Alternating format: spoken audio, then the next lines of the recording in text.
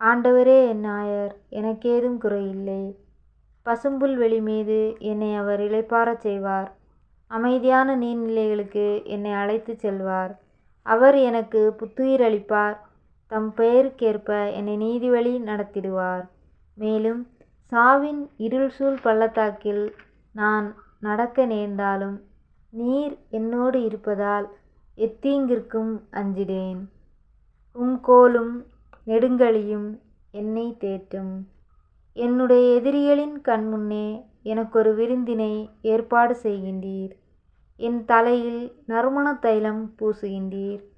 எனது பாத்திரம் நிரம்பி வழிகின்றது. உண்மையாகவே என் வாழ்நாள் எல்லாம் உம் அருள்நலமும் பேரன்பும் என்னை புடைசூழ்ந்து வரும். நானும் ஆண்டவரின் இல்லத்தில் நெடுநாள் வாழ்ந்திருப்பேன்.